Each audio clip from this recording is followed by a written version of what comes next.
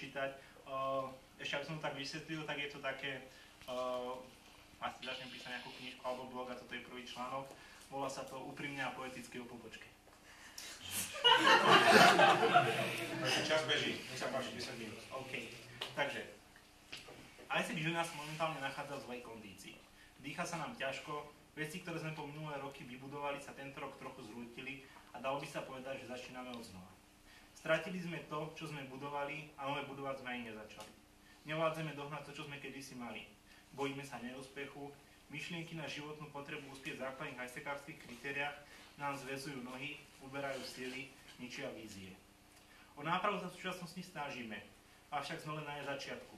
Rozbiehame sa pomaly. Úprimne si musíme povedať, že sme teraz na dne. Pozitívum je, že máme ľudí a potenciál pokrčiť nohy v kolenách, napnúť všetky svaly a celou silou sa odraziť späť do výšin.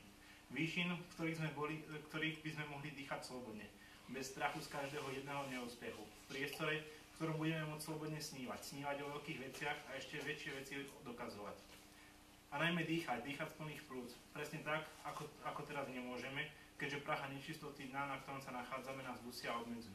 Znižujú náš výhľad, nútia nás namáhať sa za každou najbližšou, čo je len trochu nádejnou príležitosťou.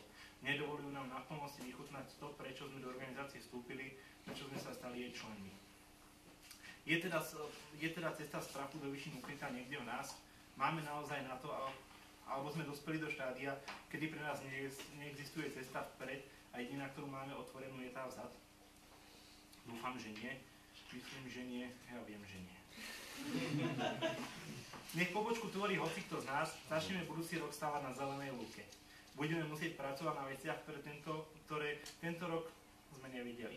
Pre odrazenie zo dna budeme musieť napnúť svaly, o ktorých momentálne ani nevieme, že ich máme. Budeme musieť vynaložiť všetok svoj aby sme sa dostali z miest, kde sa teraz nachádzame. Je to ťažké, je to realizovateľné? Samozrejme, všetko je možné. Budúci rok by som si dovolil nazvať rokom budovateľským. Budovateľským na zelenej lúke. Potrebujeme obnoviť zdroje pre našu existenciu a radosť, potrebujeme vybudovať cesty komunikácie vo vnútri organizácie a priam diaľnice informácií a spoluprác s okolitým svetom. Je toto bod, ktorý chceme dosiahnuť? Alebo dokáže naša organizácia fungovať aj v doterajšom stave polorozpadnutého mesta? Myslím, že nie. Ďalší zlý rok bol pre nás kritický a osudový. A preto by som vás všetkých chcel vyzvať. Apelovať na vaše myšlienky, zručnosti a potenciál. Využite to, čím sa naša organizácia píši. Objavte a rozvinite všetok potenciál, ktorý vo vás je. Ukážte svetu, že ISEC Žilina nie je len malá pobočka trápiaca sa so svojimi problémami, ktoré jej každú chvíľu prerastajú cez hlavu. Podajme jej svoju ruku, priložme našu časť k dielu a vráťme jej zašlý lesk a slávu. Ja som svoju ruku podal. Teraz je na nej na našej pobočke, či ju odmietne, či príjme, či sa pridá ku mne. Prišiel som na trh s vlastnou kožou, ktorá nesie rôzne známky z minulosti. Kožou, ktorú pobočka sama veľmi ovplyvnila, ale v značnej miery je výsledkom jej pôsobenia. No som rád, že som mohol svoj kus práce vystaviť na pranier. Milá moja pobočka, prajem ti ďalší rok, ale prajem aj bol ďalší rok pre teba a tvojich členov pozitívom, aby si sa rozvíjala v zmysle svojich zámerov, cieľov a zámerov. Veľa šťastia.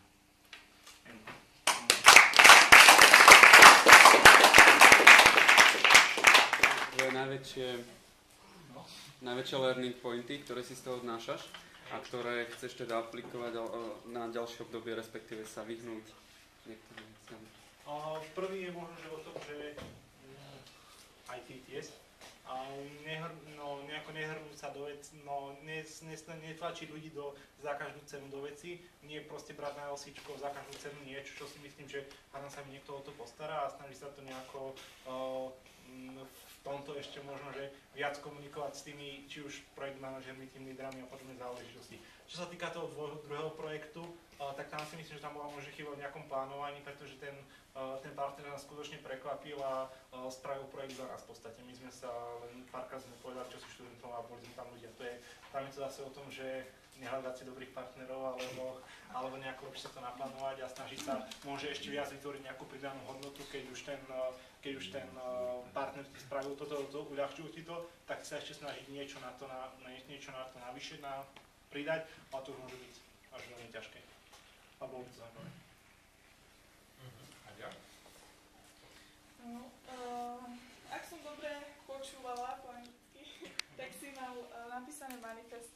plánuješ len jeden exchange plus leadership, je to pravda? No, v podstate... No, počkaj, a ešte otázočka.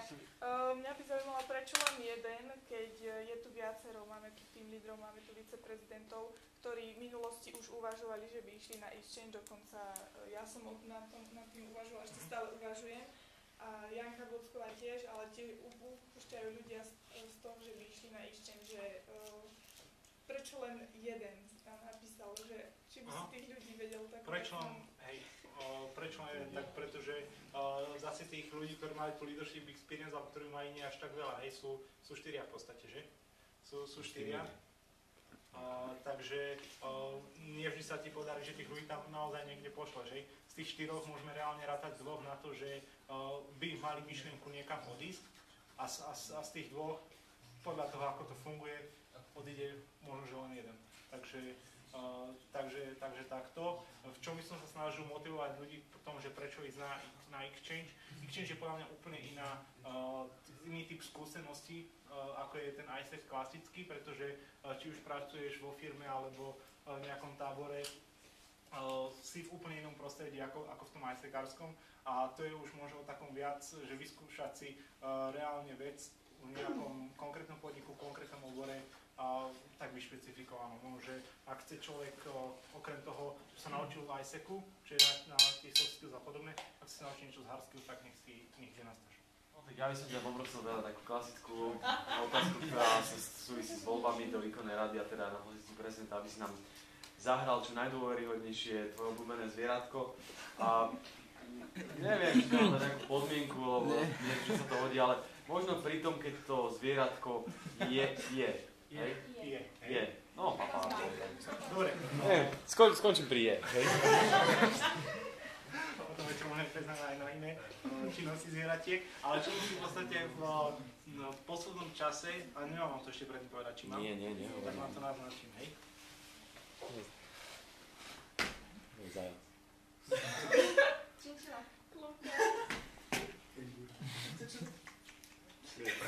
Lievka?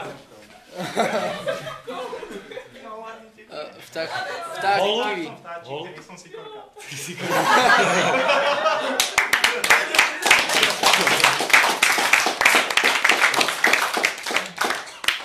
Ďakujem. Takže tým sme ukončili, ako presne? No, dobre som to vymeroval. Tak tým sme skončili 60-minútové kolo, tak? Tak v podstate, chcel by som vám poďakovať za to, že ste tu dnes prišli, kladli mi nejaké otázky, vypočuli ma, čo som povedal. Dúfam, že niektorých z vás som nejako, či už to manifeste alebo odpovediami inšpiroval k tomu, kam by mal ten ISEC smerovať, či už ja budem na jeho čele, alebo nebudem na jeho čele. Chcel by som poďakovať mojim 4 supporterom, alebo ktorí mi poslali vlastne, ktorí ma podporili v tejto kandidatúre, všetkých, ktorí mi držali palce a prajem vám všetkým, či už ste z organizácie alebo mimo organizácie, aby ste s organizáciou využili to, čo vám prináša a užili si ďalší ten. Takže ďakujem a veľa šťastia.